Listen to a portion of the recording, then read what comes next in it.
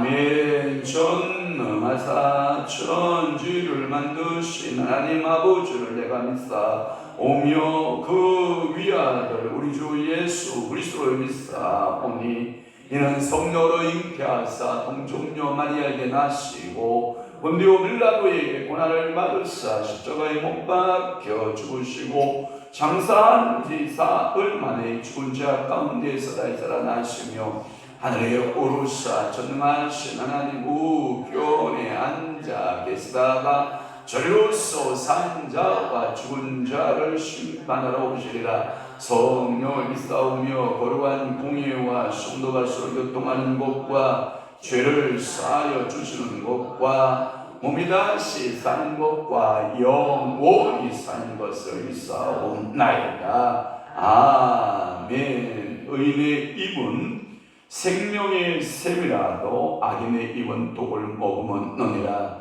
미움은 다툼을 일으켜도 사랑은 모든 허물을 가리느니라. 그렇습니다. 오늘도 저희들 의인의 입술 되게 하소서. 생명의 샘 되게 하시고 악인의 입은 독을 머금었다라고 말씀하고 있사오니 오늘도 우리 속에서 하나님 아버지의 생명의 샘이 흘러나가게 하시고 우리의 입에서 독이 나가지 않도록 성령 하나님 저희들을 사로잡아 주옵소서. 미움은 우리를 다툼으로 이끌어도 사랑은 모든 허물을 가리느니라고 말씀했사오니 오늘도 우리의 눈이 바라보는 것도 사랑의 눈으로 바라보게 하시고 우리가 말하는 것도 사랑으로 말하게 하시고 손발의 움직임도 사랑으로 움직여 모든 허물들을 덮어주는 은혜가 임하게 도와주옵소서.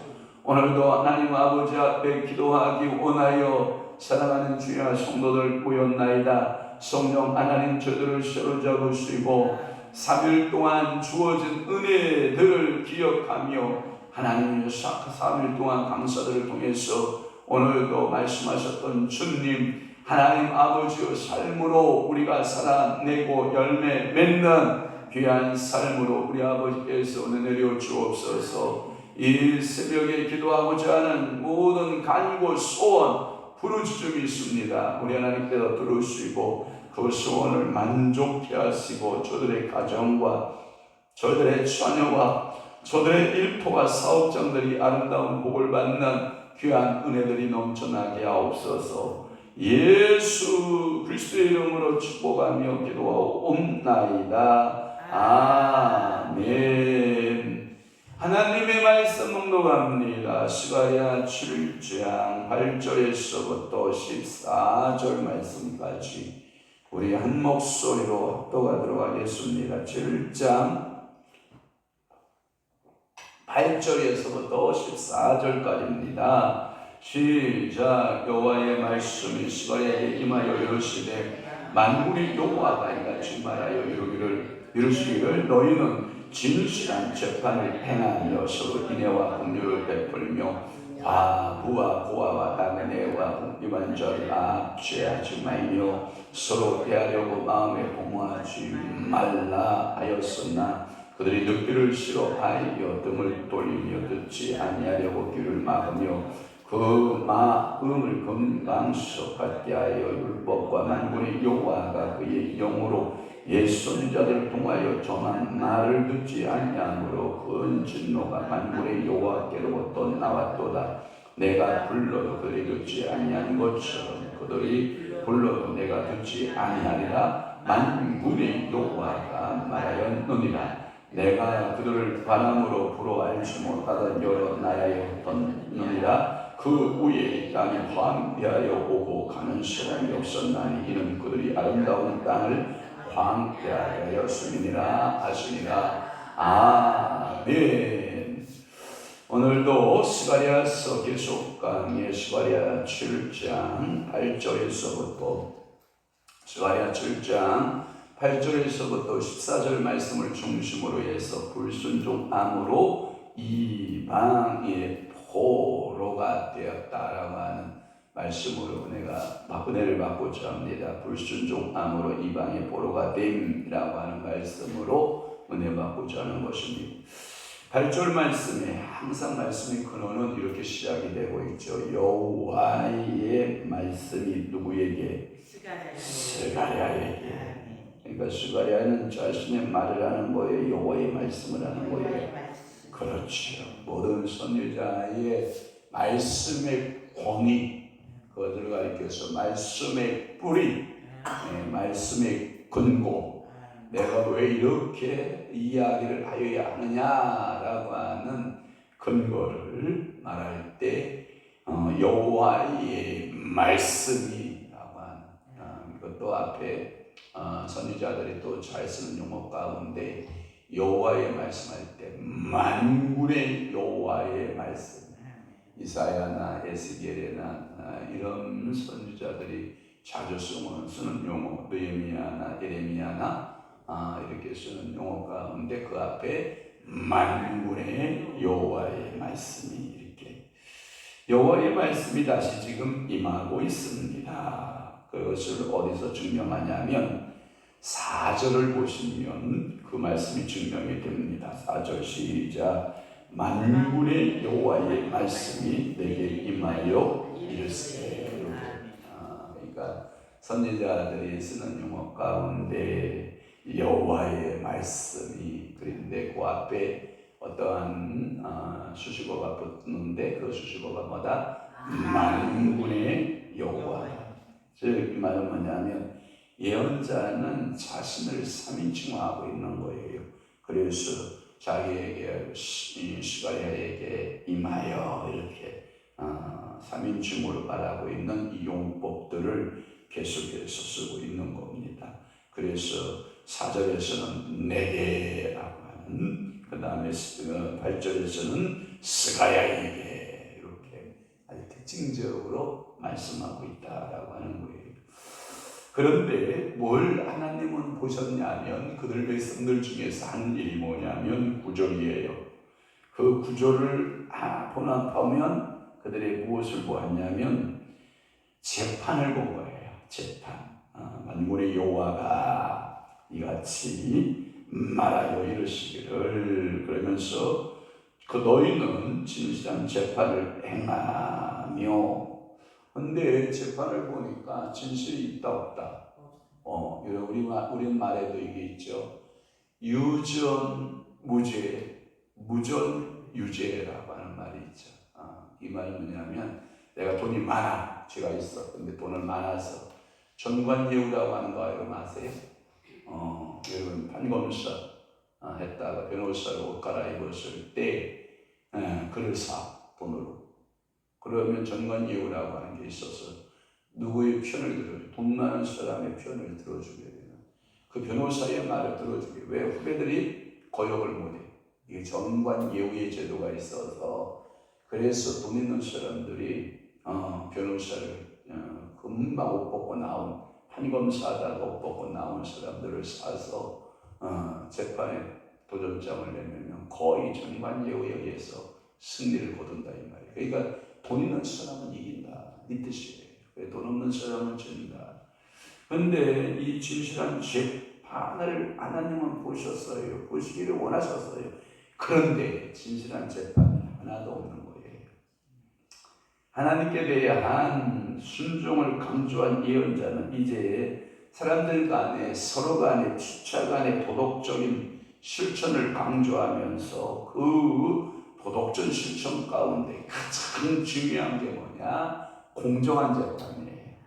그래서 공정한 재판을 통해서 벌 받을 놈은 뭐하고? 벌 받고, 상 받을 사람은 뭐하고? 상 받고. 근데 이게 바뀌는 거예요.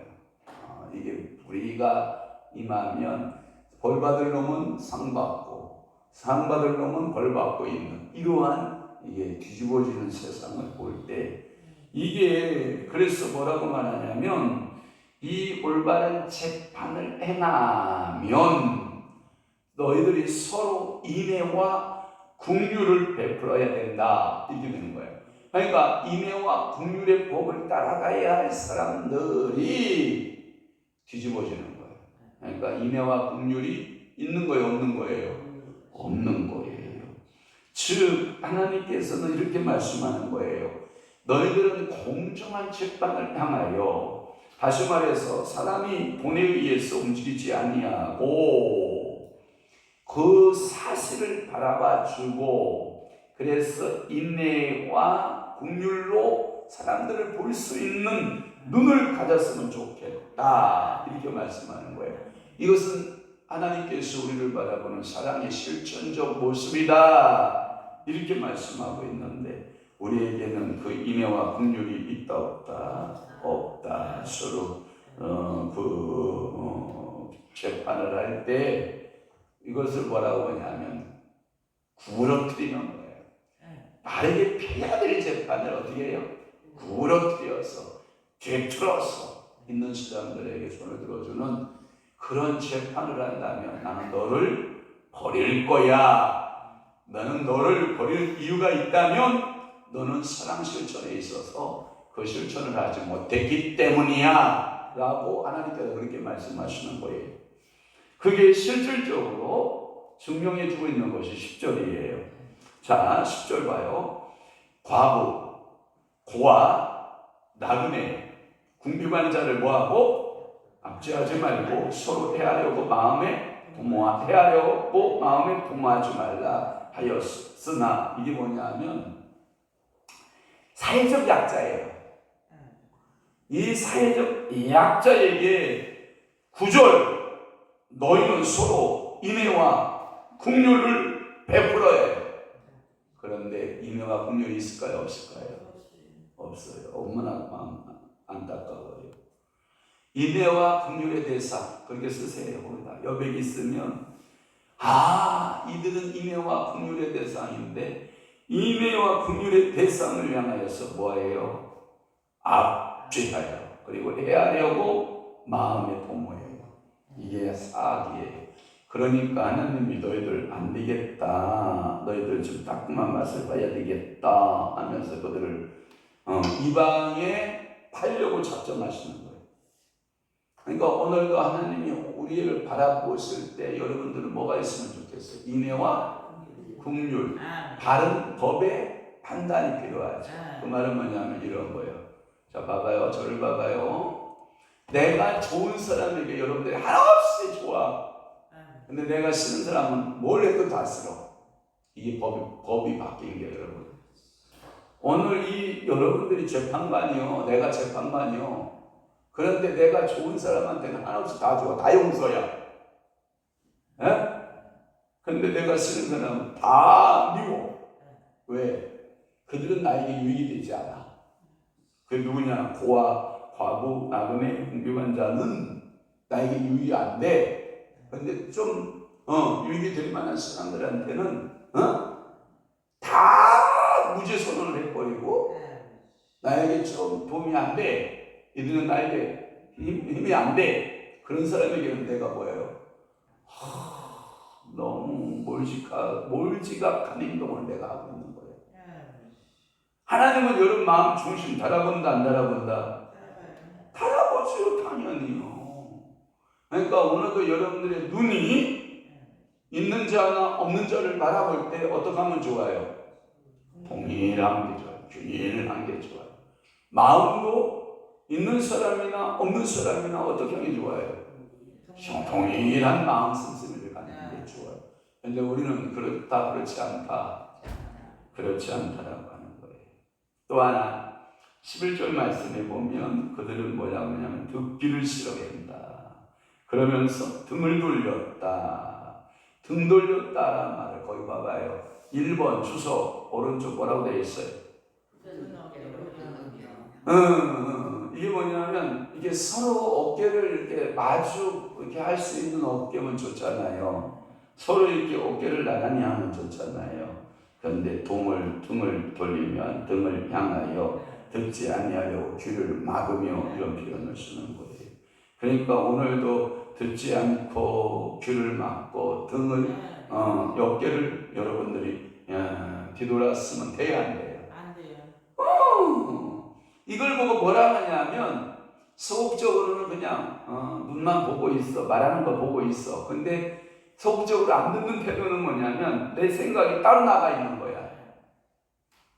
우리 안선생님 언젠가 그러더라고요. 뭘 좀 맞춰보래. 근데 나는 지금 막 뭔가 분주해. 나는 막 뭔가 좀 생각이 내 안에 많아. 근데 뭘 자꾸 맞추래.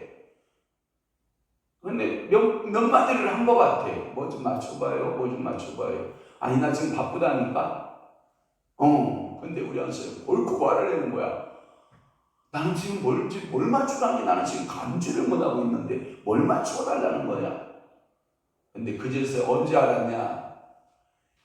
국물 떠서 딱 먹는 그 순간에 이 간을 맞추라고 했는데, 근데 그때 이제 제가 이제 뭐냐면 야, 음식을 한두 번만 들어봐. 근데 왜 맛이 이래? 내가 짜증을 내는 거야. 그러니까 내가 맞추라고 하지 않았냐? 아니 나는 지금 바쁘거든. 왜냐면 나가 지금 모든 프로그램을 다 짜고 막 머리가 복잡하고 막 머리가 막 이렇게 모든 걸 다 진행을 해야 되는데, 아니 그 간을 하나를 못 맞춰 놔서 그렇게 벌컥벌컥 소리를 지르고 화를 내면 누가 황당해? 나도 황당하지. 그러나 상대방도 뭐예요? 황당하지. 원인 제공을 한 사람들이, 그 북권인 사람들이 황당한 거지. 그걸 먹으라고 주는 사람이 황당하고, 내가 이거 누가 끓였는데 이렇게 끓여놓냐. 그래서 제가 다시 주방에 들어가서 간을 맞추기 시작하지. 다 달라져 맛이. 그러니까 이런 거예요. 그러니까 서로 뭐냐면 귀를 안 열어놓고 있는 거예요. 상대방의 말에 뭐를 안 열어놔? 귀를 안 열어놔. 귀를 막고 있어. 귀뿐만 아니야. 여러분들이 뭘 더 안 열어놔? 마음도 안 열어놔. 그러니까 뭐냐면 다 요거야. 같은 한 상에 누웠는데 동상이야, 동상. 한 침대에 누워서 좋아. 그런데 생각은 다 꿈은 뭘 꾸고 있어? 이몽, 다른 꿈들을 꾸고 있는 거야. 그런데 그걸 가지고 나한테 막 몰아가는 우리 한 사람이 있던데, 내가 그랬으면 내가 결정을 보고 끝까지 책임을 질 생각은 안 하고 그것을 뭐 맞추네 못 맞추네 그러면서 막 밀어제끼니까 우리 한 사람 없으니까 내가 얘기하는 거야. 있으면 못해. 있으면 깨갱하면 못해. 내가 지금 없어서 하는 얘기야. 우리 아이들하고요, 뭐 1박 2일 뭐 어디 갔대야. 그러니까 이게 뭐냐면 하나님께 대한 불순종 태도예요. 여러분 듣기 싫어해서 등 돌리지 마시고 귀를 막지 마세요. 응? 제발 부탁인데 괜찮아. 마누라가 바가지 긁으면 이건 하면 돼. 이건 바가지 긁으면 등 돌리고 그냥 귀 막으면 돼. 네? 사람이 누가 뭐라고 해도 그냥 등 돌리고 귀 막으면 돼. 그런데 하지 말아야 될 분이 딱 한 분 계셔. 여호와의 말씀에 등 돌리거나 귀를 막지는 마시오. 그런데 이스라엘 백성들은 여호와의 말씀에 그것도 만군의 여호와의 말씀에 귀를 막고 등을 돌려버렸다. 좋은 태도, 나쁜 태도. 그래서 하나님은 너의 그 자세를 봤다. 그래서 내가 너를 포로 가운데 던질 거야. 이런 거예요. 그러니까 하나님은 우리 행한 대로 갚아야 안 갚아요? 갚아요. 하나님은 정확히 여러분들의 한 행위에 대하여 미안합니다. 여러분 부모를 속일 수 있고 아내나 남편을 속일 수 있어도 이웃을 속일 수 있어도 동료를 속일 수 있어도 누구는 못 속여?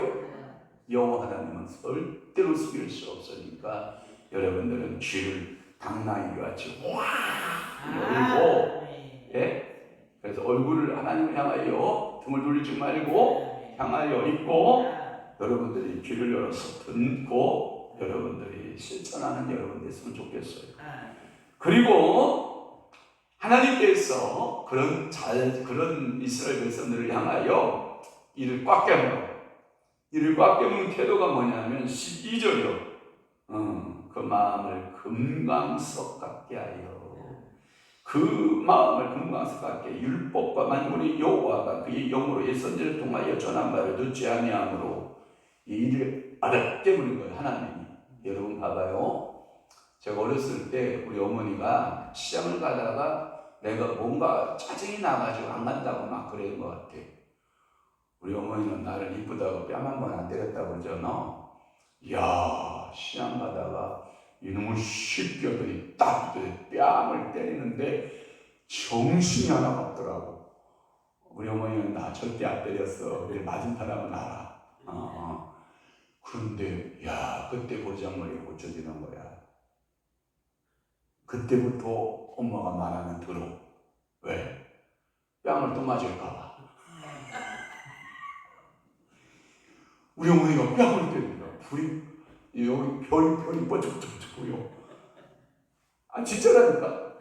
별이 뻐쩍뻐쩍 보이는데 제가 그때 아마 그게 초등학교 때였던 것 같아요. 그러니까 우리 어머니가 뭐 초등학생 뭐 힘이 있어? 붙들고 이무시게. 그때는 지금 우리 어머니가 저렇게 연세가 많으셔서 작으셨지만 체격이 좋으세요. 젊었을 때. 그러니 턱 붙들고 이무시기가 한번 때리는데 그냥 와. 여러분 우리 어머니가 그때 금강석 같았다요. 저게 표현을 그렇게 하는데 우리 지금 하는 거야. 그 어린 애가 우리 어머니 얼굴이 금강석 같다니까. 그만큼 뭐냐면 금강석이라고 하는 말은 최고로 강도가 센 것을 금강석, 철필 또는 금강석 이렇게 표현하는 거예요. 최고의 강도를 말해요. 제가 기계과를 나왔잖아요. 그러니 기계재료, 철의 재료 잘 알을까요? 모를까요? 잘 알아요. 최고의 하이스 스킬이에요. 그 말은 강도에 있어서 이 하이스 스킬은요, 자, 철은 뭐가 깎아요? 철로 깎아요. 그래서 강한 철이 연한 철을 깎아내는 거거든요. 그러니까 최강도의 하이스 스킬이에요. 최강도. 여기에 모든 철이 닿으면 다 깎여요. 그러니까 만군의 여호와 앞에 이길 장사가 있어요, 없어요? 없어요. 그래서 모든 물질을 깨뜨리면서 자신을 깨뜨려지지 않는 그러한 철을 금강석이라는 표현을 쓰는 거예요. 이스라엘 백성을 하나님께서 예언자들 통하여 주신 말씀을 금강석처럼 굳은 마음으로 거역게 했기 때문에, 그러므로 하나님의 그 큰 진노를 받아 바벨론으로 내가 너희들을 팔았다, 던져버렸다 이 뜻이에요. 왜? 어떻게 되나 보자. 하나님이 던진 거예요. 그러면 이스라엘 백성들이 거기서 70년 동안 살아면서 뭐가 하냐면 하나님에 대한 거역과 불순종, 우상숭배의 죄를 철저하게 쫙 눈물로 보고 있어요. 뭘로? 70년 포로기를 눈물의 세월을 보고 있어요. 오늘도 여러분 그런 세월 만나면 좋아요, 안 좋아요? 그러니까 여러분 금강석 같은 마음, 돌쇠 같은 마음, 무쇠 같은 마음을 여러분 회개해야 돼, 안 해야 돼? 근데 누가 강할지 모르겠다. 만만치 않아 여러분. 다 금방 것 같아. 여기 부딪히면 누가 깨질지 몰라.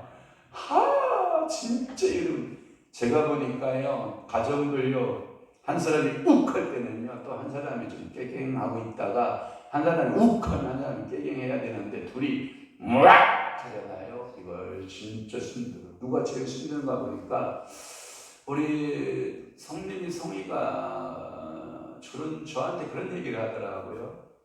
아빠는 항상 강자의 모습으로 이렇게 존재했다는 거죠. 엄마는 항상 약자의 편이었다는 거죠. 근데 지금 이렇게 돌아보니까 지들이 걷어 판단해 보니까 아빠는 굉장히 합리적인 사람인데 엄마는 굉장히 불균형적인 감정의 사람이라는 거죠. 미안한데요, 강장언니, 딸들은 다 아빠 편이야. 내가 그때 알았어. 이미 다 뒤집어졌어. 엄마가 잉잉잉잉 대고 우는 그 울음에 대해서 애들이 감동을 안 받아. 아빠가 소울음을 울고 있는 그 눈물에 딸들은 감동을 받아. 그래서 이야, 그렇구나. 어렸을 때는 엄마 해도 크면 다 아프대. 걱정하지 마시고 아빠 편에 빠싸! 본인은 반쪽이지만 그래서 석진이는 엄마 편, 현진이는 아빠 편, 편가져서 미안한데 우리는 그래봐도 100%야. 빠싸! 최고야, 최고. 그래서 딸들은 아빠 편을 들더라. 엄마 편은 겉으로 들어주는 척 하는 거야. 그런데 여전히 아빠 편을 들어. 제가 그것을 느낄 수 있어요. 우리 아이들이 굉장히 이성적이고요, 날카로워요. 아빠 말이 맞는데, 아빠 말이 맞아, 아빠 말이 맞는데 왜 그래? 막 이렇게 이제 설득이 되는 거죠. 자기도 막 고집을 폈다가 꺾어지게 되는 그런 모습들을 보죠. 자, 13절 또 이유가 나옵니다. 내가 불러도 그들이 듣지 아니한 것처럼 반대로 쌤통이다. 장군 멍을 치고 있는 거야 지금 하나님이. 그들이 불러도 내가 듣지 아니하리라. 그가 누구다? 만군의 여호와다. 그러니까 오늘 여러분 평상시 하나님 말씀 잘 들으세요. 그러면 여러분들이 아빠 아버지 하고 부를 때 잘 듣는다, 안 들으신다? 잘 들으신다. 그러니까 잘 여러분들 들어봐. 하나님 말씀 잘 들어봐. 들어보면 다시 내가 하나님 아버지 부를 때 어떻게 해요? 들으셔요. 그러니까 하나님이 그렇게 사랑으로 너희를 불렀건만 너희들은 불순종하여 나의 소리에 귀를 않았는데 이제 너희가 나의 음성을 들으면 나도 너희가 내게 부르짖는 소리에 응답한다. 참 재밌는 표현을 써요. 그러면 사랑이 많으신 구약에 그 하나님은 사랑이시라 그랬잖아요. 그런데 하나님이 보복하신 하나님이시다. 그걸 보고 주영학자들은 뭐라고 하냐면 신적인 보복이 있다 이렇게 보는 거예요. 그러니까 신적 보복이 있다 없다? 있다. 그러면 봐봐요. 나무로 깎아 만들고 돌로 만들고 철로 만들어 이런 그 말 못하는 우상들 있잖아요. 그 그 신들은 보복이 있어 없어요? 없어요. 누구만 보복해요? 만군의 여호와만 보복해요. 그러니까 여러분들 누구 비율장 맞춰야 돼요? 세상 신 비율장 맞춰야 돼요? 만군의 여호와를 맞춰야 돼요? 그렇지, 만군의 여호와를 보고 여러분들 비율을 맞춰야죠. 그러니까 오늘도 여러분들이 실상을 잡았잖아요. 좋아요, 안 좋아요? 좋잖아요. 그래서 이제 불러도 듣지 아니한 것처럼 그들이 불러도 내가 듣지 아니하라 만군의 여호와의 말이니라. 이걸 보고 써요. 그 옆에다 신적 보복이라고 써요. 제가 한 게 아니라 제가 따온 얘기예요. 신적 보복이 있다. 자, 14절 부를게요. 내가 그들을 바람으로 불어 알지 못하던 여러 나라의 어떤 놈이라. 여기 한글판 성경에는 이 바람으로 불어라고 하는 말을 히리바람으로 되어 있어요. 히리바람. 하나님이 내가 너희들에게 히리바람, 저는 그래서 더 히리바람이라는 말이 더 마음에 와닿아요. 하나님은 무슨 바람? 히리바람을 보냈어. 여기에 보면 어떤 나라예요? 너희들이 아는 나라예요? 모르는 나라예요? 모르는 나라. 제가 느낀 것 중에 하나가, 체험한 것 중에 하나가 뭐냐면 이런 거예요. 왜 하나님은 이스라엘 백성들을 사랑하시면서 그렇게 작고 연약하고 가냘픈 그 백성들을 한번 보실까요? 봐봐요. 구약의 그 힘든 시기에 이스라엘을 그때 당시 최고의 초인류 강대국 어디에다 붙여놔요? 이집트에다 붙여놓죠. 애굽에다가. 그죠? 그래놓고 거기서 계속해서 고센 땅에서, 이 고센이라는 의미가 이런 의미가 있어요. 여성의 자궁이라고 하는 의미가 있어요. 고센 땅에다 갖다 놓고 그 자궁 안에서 하나님의 은혜의 자궁이죠. 은혜의 자궁 안에서 70여 명이 내려갔는데 430년 후에 인구를 팽창수로 계산해 보니까 200만에서 250만으로 늘어나 있는 거예요. 이게 가능할까요? 어느 역사학자가 도대체 얘네들은 맨날 밥만 먹고 애만 낳은 거야. 본인 이해되시는 거예요? 계속 밥 먹고 얘만 낳는 거야. 근데 성경을 보니까 바로가, 그러니까 요셉을 모르는 바로가 일어나 쟤네들이 수가 팽창되는 것을 보고 긴장해요? 긴장 안 해요? 긴장하잖아요. 그래서 그들의 인구수를 제한하는 거죠. 씨주머니를 아예 처음부터 잘라버리자. 그래서 씨주머니를 자르는 작전이 뭐예요? 모든 남아는 태어나면 어디다 버리라? 나일강에 버려라. 하수에 버려라. 나일강에 버리라. 그래도 폭풍 성장하는 거예요. 자, 하나님은 왜 그랬었을까? 자, 이 애굽의 시대가 지나면 구스라고 하는 나라의 시대가, 에티오피아 이 남에 초강대 구스가 나타나요. 태어나요. 태동이에요. 거기다 또 붙여놔. 그러더니 구스의 모든 오빌의 금들, 그 좋은 그 금들, 금은 자원들 있잖아요. 그것들을 싹 다 쓸어오는 축복이 있어요. 어떤 때는 이 강대국을 붙일 때에는 인구가 늘어나고, 이 강대국을 붙일 때는 이것이 늘어나고, 또 바벨론에 아수르를 붙일 때는 아수르에서 이렇게 하고, 바벨론 붙일 때는 이렇게 하고, 이 두 나라가 이스라엘을 다시 머릿속부터 쭉 빼앗아서 뭐냐면 다시 컨디션을 만드는 거예요. 하나님의 컨디션을 다시 만들었다가, 그러니까 다시 그들이 또 메데바사가 돼서 고레스 시대에는 뭐예요? 다시 그 성전을 재건케하더니 또 하나님께서는 노마라고 하는 나라를 통해서 그 나라를 또 멸망케 하더니 또 다시 그 초강대국의 그 세계의 노마가 길을 내기 시작을 할 때 하나님은 요때다 싶어서 예수를 딱 보내서 모든 길을 통하여 복음을 실어주거든요. 그러니까 이 복음이 전 세계로 확산이 돼요. 자, 그러면 모든 시대 역사를 보시자고요. 하나님은 기독교를 초인류 강대국 곁에 항상 두었다는 거. 그러면 우리가 이 한국이 잘 살고 우리 기독교가, 우리 한국교회가 사는 길은 어디 곁에 있어야 살아요? 미국 옆에 있어야 살지. 지금 세계 초인류 강국은 어디요? 그러면 역사에서 항상 하나님은 초강국 옆에 그 백성들을 세웠잖아요. 그러면 우리를 세울 때 어디 곁에 세우기를 원하실 것 같아요? 미국 곁에 서야 돼, 당연히. 그래서 미국을 통해서 기독교 복음이, 미안합니다, 세계의 최고 선교사를 많이 파송한 나라가 미국. 인구수에 비하여 우리가 5,200만이에요. 지금 5,200만 인구수를 동원해서 가장 많은 선교사를 파송한 나라가 우리나라예요. 우리나라는 지금 선진국 대열에 들어가고 있어요. 엄청난 이용법 파워가, 하나님이 이 세계사를 보는 눈이 여러분들에게 열렸으면 좋겠어요. 그래서 하나님은 우리 민족을 희바람을 불게 해서 바람을 통해서 열국에 흩지 않았으면 좋겠다는 뜻을 얘기하는 거예요. 우리가 중심 모체이잖아요. 희바람 보내서 우리를 흩어요. 그런데 더 끔찍한 사건은 뭐냐면 내가 알지 못하는 나라로 우리를 판다는 거예요. 가서 뭐하냐? 복음 전하고 사는 거예요.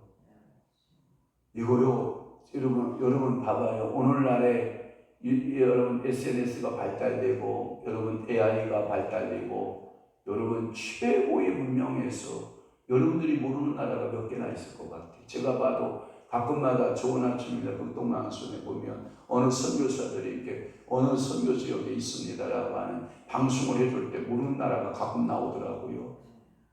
그런 나라에 가서 열심히 최선을 다해서 선교하는 그런 모습들을 보면 너무너무 아름다운 모습들이거든요. 그런데 너희들이 알지 못하는 나라, 도대체 어떤 나라가 다음 세대에 올까? 내가 알지 못하는 다른 세대에 어떤 나라가 올까? 그러기에 그 나라에 우리 민족을 판다? 벌써 이건 뭐 비극인 거야. 이건요, 여러분 상상조차 하기 싫은 거예요. 여러분 미국 이후에 어떤 지국이 초강대국이 올까요? 저는 상상도 싫은 거예요. 그저 이 세계 정세에 있어서 예수님 오실 때까지 그나마 미국이라고 하는 나라가 세계 경제국가를 자처하고 세계의 모든 군대의 파송에서 그 세계에 뭘 유지하고 있어요. 지금 긴장된 평화이긴 하나 전쟁을 억제하고 있잖아요. 그 중에 최고의 수혜를 받고 있는 것이 우리나라 아닙니까? 그렇다고 하면 오늘 여러분들이 기도하셔야죠. 오늘 출근하셔야 되죠. 빨리 끝낼게요. 바람이라는 말은 여러분들이 바람을 막아달라고 해도 여러분 바람 막을 수 있어요? 없어요? 항거할 수 없어요. 그 말은 뭐냐면 하나님이 그 바람을 이용하신다고 말하잖아요. 하나님이 이용하시는 도구를 우리가 아무리 해도 막을 수 있어요? 없어요? 없어요. 지금 이제 가을이잖아요. 낙엽이 바람에 의해서 떨어지고 바람에 의해서 흩어져 가는 그 모습을 보면 이스라엘 백성들이 저렇게 흩어졌겠구나 라는 생각을 해보는 거예요. 저들이 살았던 그렇게 아름다운 땅, 황무지가 되는 그 모습을 보면서 하나님 아버지 앞에 돌아와야 되겠다. 성경에 보면 거기에 보면 바람, 14절의 중요 단어 바람, 그 다음에 흩었다, 그 다음에 이 땅이 황폐하여 오고 사람이 없다라는 뜻과 아름다운 땅을 뭐라고? 황폐하게 하였습니다. 이 말씀을 여러분이 기억해 보면서 제가 시간상 줄이는 거예요. 그러니까 오늘도 이 말씀 붙들고 그렇다. 하나님 말씀에 나의 귀는 무슨 귀?